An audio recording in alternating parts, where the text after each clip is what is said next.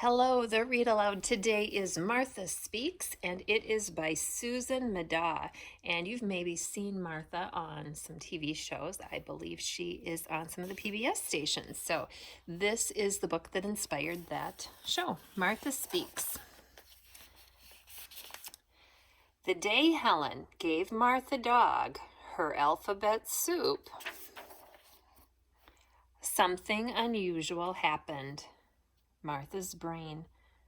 There's the alphabet soup going in. All the pasta that's shaped like letters, the noodles are up in her brain. The letters in the soup went up to Martha's brain instead of down to her stomach. That evening, Martha spoke. "Isn't it time for my dinner?" Martha's family had many questions to ask her. Of course, she had a lot to tell them. "Have you always understood what we're saying?" "You bet. Do you want to know what Benji is really saying?" "Why don't you come when we call? You people are so bossy. Come, sit, stay. You never say please." "What's all this nonsense about pit bulls? Do dogs dream?" "Day and night. This morning I dreamed I was chasing a giant meatloaf." "Why do you drink out of the toilet?" "Lassie's not all that smart." Woof. Alphabet soup became a regular part of Martha's diet, and the family had a wonderful time surprising people. Walking the dog was always good for a laugh. "Yo, Rinty, good dog. How's the flea problem?" They ordered pizza from a different restaurant every night. And look, Martha answers the door. "How much do I owe you?" The pizza person's so surprised they dropped the pizza. They taught Martha how to use the phone, but this was a mistake. It says here, "Hello, Acme Meat Company. I'd like to make an order." Oh dear. Pretty soon, more than pizza was being delivered. Look, it's from the Acme Meat Company. The lady says, "But I didn't order any barbecue." Martha's excited about the meat coming. Family and friends were amazed. From under the table, Martha says, "Please pass the carcass." That's the bones that are left behind. Now Martha says, "Want to go for a walk, Granny?"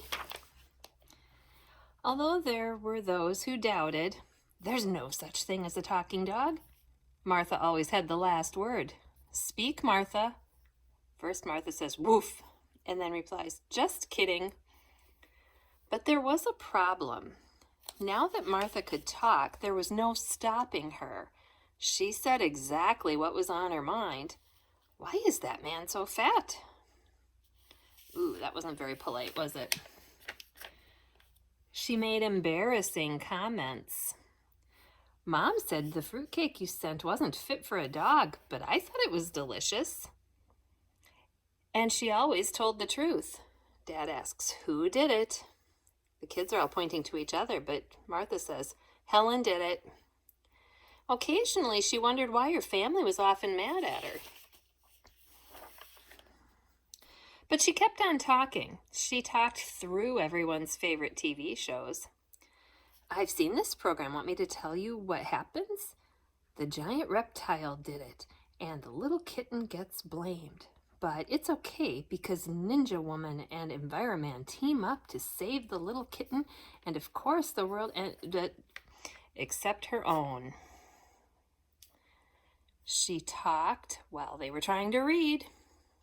"There's a poodle over on Circuit Street I'd really like to play with. He's small, but what a dog. And speaking of small, I'm sure you're all curious about the early days of my life." Everybody just wants to do their own thing, but Martha keeps on talking and interrupting. I'm not going to read everything that they say here, because Martha talked and talked and talked until her family could not stand it and said, "Martha, please shut up." Ooh, she didn't like that. "What's wrong?" asked Martha. "You talk too much," yelled Father. "You never stop," yelled Mother. "Sometimes," said Helen, "I wish you'd never learned to talk." Martha was crushed.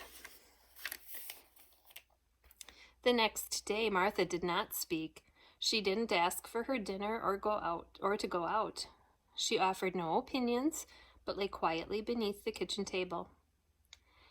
At first, her family enjoyed the silence, but after a while, they became worried. "What's the matter, Martha?" asked Helen. Martha didn't answer. Helen's father called the vet. "There's something wrong with my dog," he said. "She won't say a word." "Is this some kind of joke?" snapped the vet. Helen offered Martha a bowl of alphabet soup, but Martha had lost her appetite for letters. Martha's family wondered if she would ever speak again.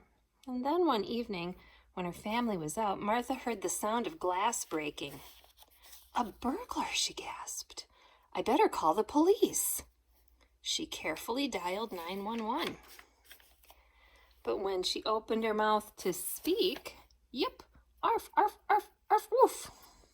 Martha hadn't eaten a bowl of alphabet soup in days.